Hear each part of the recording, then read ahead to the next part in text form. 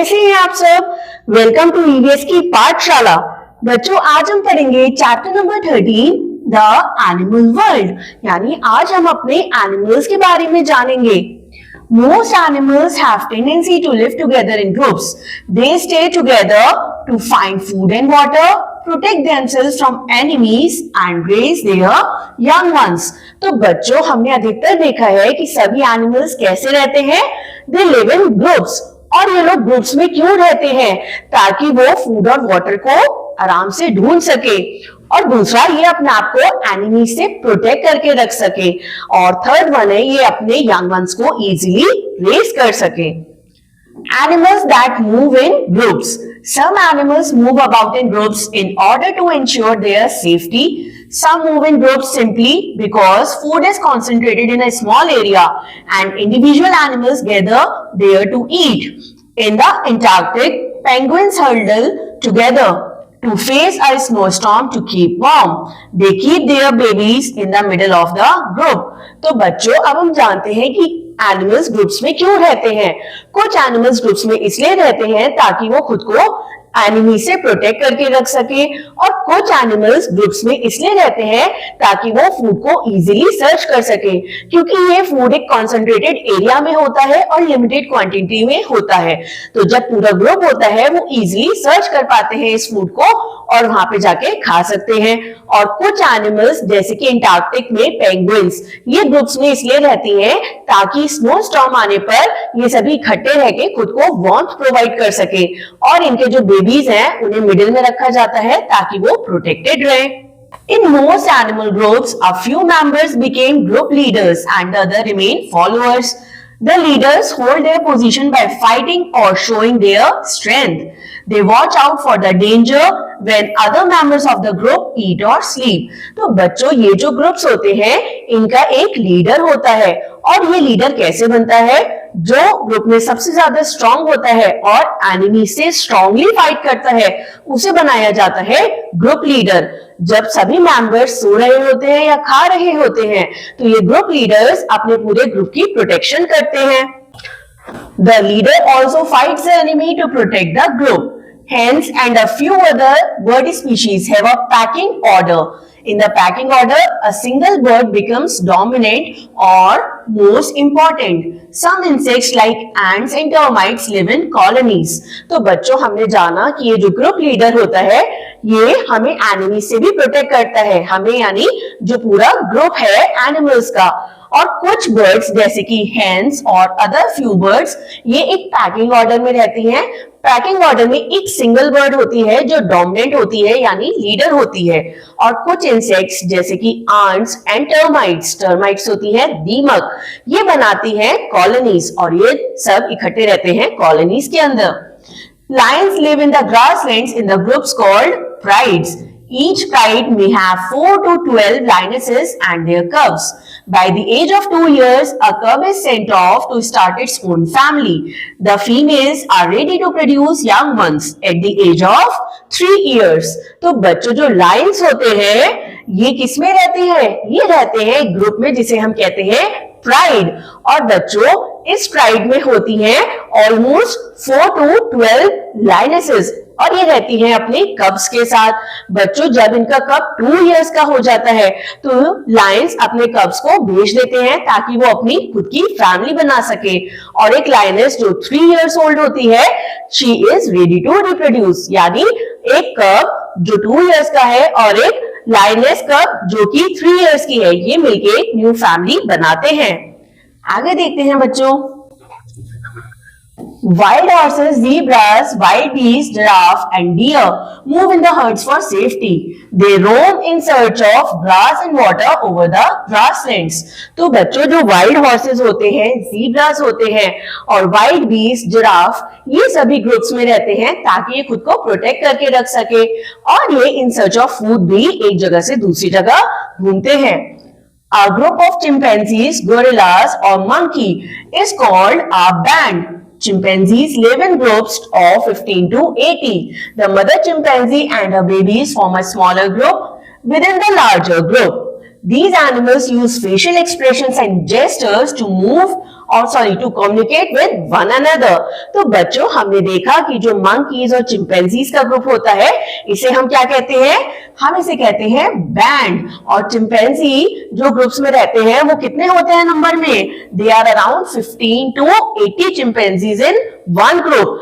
और ये जो मदर चिंपैंजी होती है ये ग्रुप के अंदर एक छोटा ग्रुप बनाती है जिसमें ये अपने बच्चों की देखभाल करती है। बच्चों ये फेशियल एक्सप्रेशंस और अलग अलग जेस्चर्स को यूज करते हैं एक दूसरे से कम्युनिकेट करने के लिए। जैसे हम ह्यूमंस भी कई बार अपने फेशियल एक्सप्रेशंस को यूज करते हैं। अगर मैंने ऐसे करा तो ये एक क्या है, ये एक फेशियल एक्सप्रेशन और एक जेस्चर है, तो इसका मतलब है इधर आओ। इसी तरीके से ये चिंपैंजीज और मंकीज भी अलग अलग फेशियल एक्सप्रेशंस और जेस्चर्स को यूज करके एक दूसरे से कम्युनिकेट करते हैं। Animals that are shy. Some animals do not live in groups. They are extremely shy. For example, a tortoise. बच्चों कुछ एनिमल्स ऐसे होते हैं जो एक दूसरे के साथ ग्रुप्स में रहना पसंद नहीं करते हैं, ये क्योंकि बहुत शाय होते हैं, जैसे कि tortoise. Another such animal is the hedgehog. It is about 9 inches long and has spines on its body. It has a snout, small ears and eyes and very small feet. If you went near a hedgehog, it would curl up into a spiny ball. बच्चों tortoise की तरह एक दूसरा शाय animal है hedgehog. ये देख सकते हैं आप, ये होता है एक hedgehog. ये बिल्कुल रेड की तरह दिखता है और इसकी बॉडी पे होते हैं खूब सारे स्पाइन्स, यानी कांटे जैसे इसके स्पाइन्स होते हैं। बच्चों इसका जो माउथ होता है ये स्नाउट लाइक होता है, यानी लंबा सा होता है। और अगर हम इसकी बॉडी के पास जाने की कोशिश करते हैं, हेजहॉग के पास जाते हैं, तो ये एक स्पाइनी बॉल के अंदर पूरा बन जाता है, यानी अपने माउथ को अंदर करके खुद को पूरा एक स्पाइनी बॉल बना लेता है और ये डेंजरस होता है। चलिए आगे देखते हैं। Monkeys, cows, tame elephants, hens, turkeys, ducks, geese, pigeons, sparrows and crows are also friendly.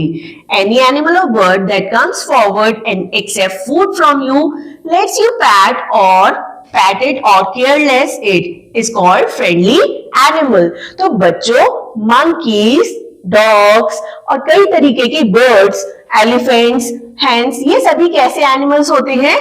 ये होते हैं friendly animals. एक फ्रेंडली एनिमल कैसा होता है बच्चों?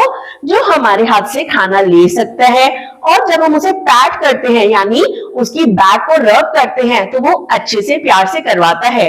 ऐसे एनिमल को कहा जाता है एक friendly animal. You should be careful while trying to touch a strange animal as you may get scratch or bitten. बच्चों हमें किसी भी स्ट्रेंज एनिमल को टच करने से पहले हमेशा सावधान रहना चाहिए। क्यों? क्योंकि हमें अगर पता नहीं है कि ये एनिमल का नेचर कैसा है तो वो हो सकता है हमें बाइट कर ले या हमें स्क्रैच कर दे। चलिए आगे देखते हैं बच्चों। Dolphins live in big groups in the ocean. Some groups schools have 100 dolphins. Are dolphins friendly? तो बच्चों डॉल्फिन्स भी ग्रुप्स में रहती हैं और डॉल्फिन क्या है? ये एक वाटर मैमल है जो कि पानी के अंदर रहती है। बच्चों डॉल्फिन के ग्रुप्स को हम क्या कहते हैं? स्कूल्स। और बताइए क्या डॉल्फिन फ्रेंडली होती है? यस, डॉल्फिन्स बहुत ज्यादा फ्रेंडली होती हैं। They swim along with the people who swim in the sea. They are said to have saved many people from drowning. तो बच्चों डॉल्फिन्स इतनी फ्रेंडली होती हैं कि जो भी ह्यूमंस ओशियन या सीज के अंदर डाइव करते हैं, स्विम करते हैं, ये उनके साथ साथ स्विम करती हैं। और ऐसा भी कहा जाता है कि डॉल्फिन्स ने कई सारे लोगों को डूबने से भी बचाया है। You will notice that animals do not harm you unless they are startled, attacked or are afraid that you will harm them or their babies. बच्चों हमें ऐसा लगता है कि एनिमल्स हमें बेफिजूल में अटैक करेंगे, लेकिन ऐसा नहीं होता है। एनिमल्स हमें कब अटैक करते हैं या हमें कब प्रॉब्लम में डालते हैं? जब हम उन्हें हार्म करने की सोचते हैं या उन्हें ऐसा फील होता है कि हम उनके बेबीज को हार्म पहुंचाएंगे। नेक्स्ट देखते हैं बच्चों, relationship in nature. White birds called cattle egrets live near large animals such as cows, buffaloes, elephants, and deer. They eat the insects that associate with the cattle. Egrets often perch on the back of the large animals. तो बच्चों white colour की birds आपने भी देखी होंगी. ये इनका क्या नाम होता है? इन्हें कहते हैं कैटल ईग्रेट्स. ये बड़े बड़े एनिमल्स जैसे कि काउस, बफेलोज इनकी बॉडी के ऊपर बैठती है. वो कहाँ बैठती है? ये बैक साइड पर बैठती है, यहाँ पर. और ये यहाँ पे बैठ के क्या करती है? जो भी छोटे छोटे इंसेक्ट्स इन एनिमल्स की बॉडी पे बैठ जाते हैं या इनकी स्किन में ट्रैप हो जाते हैं, ये व्हाइट ईग्रेट्स इन एनिमल्स को, इन इंसेक्ट्स को खा जाती है और एनिमल की बॉडी को क्लीन करने में हेल्प करती है. Oxpeckers are small birds that ride on large animals such as oxen, rhinos and giraffes and pick the insects off their bodies. तो बच्चों ऑक्सपैकर्स ये भी छोटी छोटी बर्ड्स हैं जो कि कहाँ कहाँ राइड करती हैं? ऑक्सन पर, राइनोज और जिराफ्स की बॉडी पर बैठती हैं और ये इनकी बॉडी से स्मॉल इंसेक्ट्स को पिक करती हैं. Egyptian plover is tiny bird that cleans the teeth of the crocodile by sitting inside their mouths. The crocodile never shut their mouth or try to eat it. तो बच्चों Egyptian plover ये एक bird होती है. ये देखिए ये एक छोटी सी बर्ड है जो कि कहाँ बैठती है? ये क्रोकोडाइल के मुंह के अंदर जाके बैठती है और ये क्रोकोडाइल के टीथ्स को देखिए कितने पॉइंटेड टीथ हैं, ये इनको क्लीन करती है. जब क्रोकोडाइल कुछ खाता है जैसे कि कोई भी फ्लैश तो वो उसके दांतों में लग जाता है, तो ये इजिप्टियन प्लोवर उसके टीथ को क्लीन करती है. और देखिए नेचर कितनी ब्यूटीफुल है कि जब तक इजिप्टियन प्लोवर क्रोकोडाइल का टीथ क्लीन करती है तब तक क्रोकोडाइल अपना मुंह शट नहीं करता, क्योंकि उसे पता है इससे इजिप्टियन प्लोवर की डेथ हो सकती है. देखिए कितना फ्रेंडली रिलेशन है नेचर में एक एनिमल का दूसरे एनिमल के साथ. Big years, small years. Animal hear with the help of ears. Ears may be of many sizes and shapes. Big ears may look funny, but they catch a lot of sound. Bats and foxes use their big ears to find prey and escape from enemies. तो बच्चों हमने कई animals ऐसे देखे होते हैं ना जिनके बिग बिग ईयर्स होते हैं. हमें वो फनी तो लगते हैं जैसे कि एलिफेंट, लेकिन ये ईयर्स बहुत हेल्पफुल होते हैं उनको उनका लोकेशन बताने में. ये इनको प्रे करने में यानी शिकार करने में हेल्प करते हैं और अपने एनिमी से बच निकलने में भी हेल्प करते हैं. बैट्स और फॉक्सेस के भी ईयर्स कैसे होते हैं बच्चों? बिग ईयर्स होते हैं. A polar bear has small knobs for ears. It flattens them against its head to swim fast. It can close its ears completely to keep the water out. तो बच्चों polar bear के पास क्या होते हैं? इनके पास ये स्मॉल नब्स होते हैं जो इनके ईयर्स की तरह एक्ट करते हैं. ये फ्लैटन हो जाते हैं जब भी पोलर बियर स्विम करता है और पोलर बियर अपने जो स्मॉल ईयर्स या जो नब्स हैं इन्हें क्लोज भी कर सकता है ताकि जब स्विम कर रहा होता है पोलर बियर तो वाटर इसके ईयर्स के अंदर ना जाए. Birds have 2 holes in their head but no outer ears. This adaptation helps birds in flying as outer ears would slow the birds down. Birds can hear sounds which no human can hear. तो बच्चों birds के कोई भी outer years नहीं होते हैं. Birds के 2 holes होते हैं बॉडी के अंदर जो उसके ईयर्स की तरह काम करते हैं.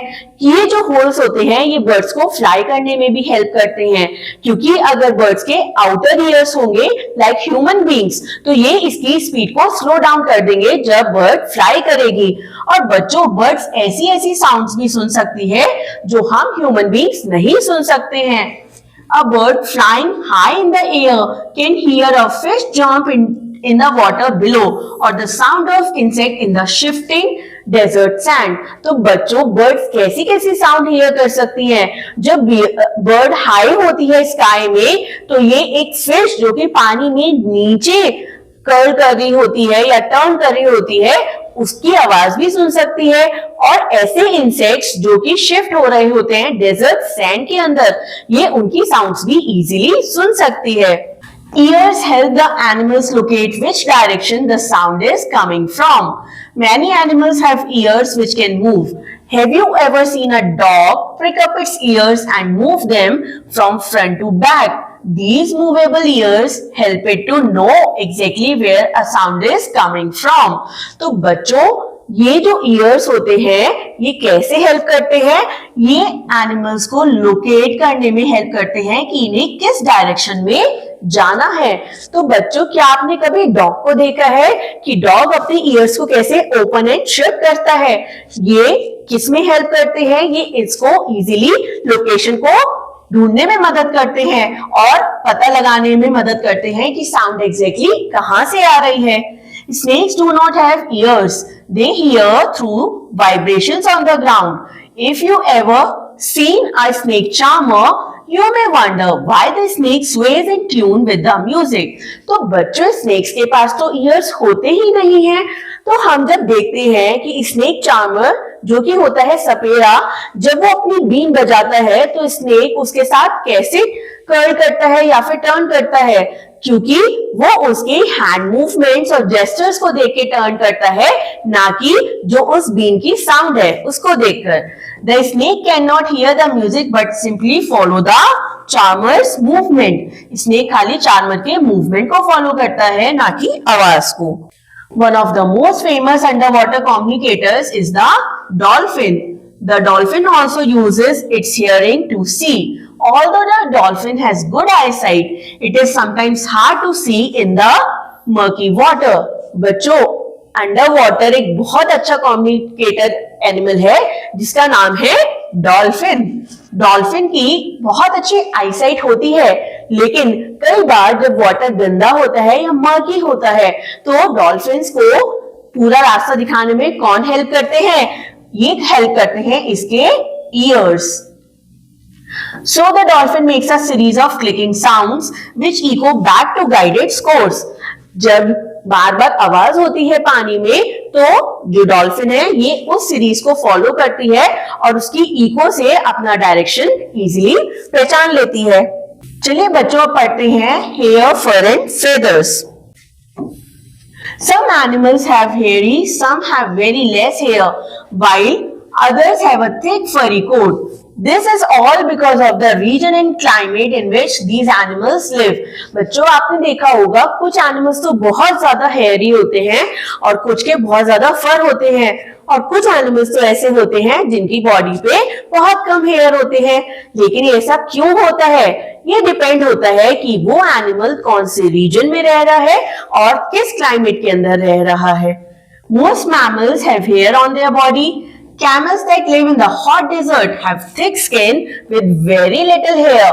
Animals that live in hot areas have only a skin cover and less hair to let their skin breathe easily. बच्चों, कुछ मैमल्स की बॉडी जो है ये हेयर से कवर्ड होती है, लेकिन अगर हम कैमल की बात करें, ये हॉट डेजर्ट में रहता है तो इसकी एक हार्ड स्किन होती है, लेकिन उसमें ज्यादा हेयर नहीं होते हैं। और ऐसा क्यों होता है? ताकि स्किन इजीली ब्रीथ कर सके इतने हॉट रीजन के अंदर। Deer, zebra, giraffe, tigers, etc. have very short hair on their skin. और कौन-कौन से एनिमल्स होते हैं जिनके बहुत शॉर्ट हेयर होते हैं? Deer, zebra, giraffe and tigers. इन सभी के बॉडी पर बहुत कम हेयर कवरिंग होती है। Animals in cold areas need to keep themselves warm. They have a thick coat of hair on their bodies. The fur traps air over the skin which keeps the body heat from escaping. तो बच्चों, जो animals colder regions में रहते हैं इन्हें खुद को warm रखना होता है, और ये खुद को वार्म कैसे रखते हैं? इनकी बॉडी पे होता है एक थिक कोट ऑफ हेयर और उसके साथ साथ होता है फर जो इन्हें कोल्ड रीजन में प्रोटेक्ट करता है फ्रॉम द कोल्ड, और ये इनकी बॉडी हीट बाहर एस्केप नहीं होती है, जिससे ये खुद को वार्म रख पाते हैं। Yaks are seen in the bitterly cold areas of India and Tibet in the Himalayas. The yak has a thick shaggy outer layer of hair and a woolly fur beneath to give it extra warmth. तो बच्चों, ये है याक और ये कहाँ पाया जाता है? In the colder regions. ये अपने आप को इन कोल्डर रीजन्स में प्रोटेक्ट करता है with the shaggy outer layer of hair, और इस हेयर के नीचे होता है एक लेयर ऑफ फर जो इसे वार्मथ प्रोवाइड करता है और ये इजीली सर्वाइव कर पाता है इन कोल्डर रीजन्स में। Some animals curl their bushy tails around themselves to keep warm. Birds have soft down feathers to keep warm. The long feathers of birds help them to fly. बच्चों, birds अपने आप को warm रखती हैं with the help of their feathers. और जो इनके long feathers होते हैं, ये इन्हें fly करने में भी help करते हैं. चलिए आगे देखते हैं बच्चों. Water birds have oil glands that make them waterproof. Birds like cormorants and darters do not have oil glands, so they need to spread their wings in the sunlight to dry them when they get wet. तो बच्चों, जो birds water में रहती हैं, इनके पास होते हैं oil glands. और ये कैसे क्या हेल्प करते हैं? ये ऑयल ग्लैंड्स इनके विंग्स को वाटरप्रूफ बनाने में हेल्प करते हैं. लेकिन कुछ बर्ड्स जैसे कि कॉर्मोरेंट्स और डार्टर्स, इनके पास ये ऑयल ग्लैंड्स नहीं होते हैं. इसलिए इन बर्ड्स को सनलाइट में अपने विंग्स को स्प्रेड करना होता है ताकि इनके विंग्स सूख सके. Reptiles like snakes, lizards, chameleons and crocodiles do not have hair. They have scales on their body instead. Some insects have tiny hair on their legs and bodies. बच्चों, reptiles जैसे कि snakes, lizards, chameleons और crocodiles, इनकी body पे hair नहीं होते हैं. इनकी बॉडी कवर्ड होती है विद दी स्केल्स. और कुछ इंसेक्ट्स इनकी बॉडी पे, इनके लेग्स पर होते हैं tiny hair. Have you ever seen a porcupine or a hedgehog? They have spikes on their bodies instead of hair. How do you think these needle-like spikes on their body help them? तो बच्चों, हमने अभी पढ़ा था कि hedgehog और hedgehog के साथ होता है एक porcupine भी. इनकी बॉडी पर क्या होते हैं? इनकी बॉडी पे हेयर नहीं होते हैं. इनकी बॉडी कवर्ड होती है विद द spine-like needles. तो बच्चों, ये बॉडी इनकी इससे कवर्ड क्यों होती है? ताकि ये अपने आप को प्रोटेक्ट कर सके किसी भी एनिमी से. Pet a dog and feel the hair. Does your pet dog like to be treated like that? Now run your fingers through your hair as you do in the combing action. Does it make you feel good? Mothers often cares their babies in this manner. Animals lick the coat of each other and their young ones. तो बच्चों, जब कभी हम अपने dog को PAT करते हैं और उसके हेयर को ऐसे ऐसे कोम्बिंग एक्शन में करते हैं तो हमारे डॉग्स को बहुत अच्छा लगता है. बच्चों, कई एनिमल्स की जो मदर्स होती हैं, ये लिक करती हैं उनके आउटर बॉडी को जो कि कवर्ड होती है हेयर से, और उनके बेबीज को ऐसा करना बहुत अच्छा लगता है. Hair on animals body can help plants to spread the seeds also. तो बच्चों, जो एनिमल्स होते हैं, इनकी जो हेयर होते हैं बॉडी पर, इसमें कई प्लांट्स के सीड्स भी अटक जाते हैं. अब ये कैसे हेल्प करते हैं? जब ये एनिमल एक प्लेस से दूसरी प्लेस पर जाके बैठता है तो वो सीड्स कैरी हो जाते हैं एनिमल के साथ साथ, और इस तरह एनिमल्स हेल्प करते हैं पॉलिनेशन में. You will notice that some plants have thorny seeds that clinch to the hair of animals. The animals carry the seeds to new places, helping in the seed dispersal. We also use the hair of rabbit, sheep, and pashmina goats that are reared in cold mountain areas to make yarn for warm clothes. तो बच्चों, हम rabbits, sheep और पश्मीना गोट को भी rear करते हैं ताकि हम इनके क्या यूज कर सके? हेयर को यूज कर सके, और इनसे हम वार्म क्लोथ्स बनाते हैं. बच्चों, I hope you like this chapter और आपको ये चैप्टर अच्छे से समझ भी आया होगा. Thank you.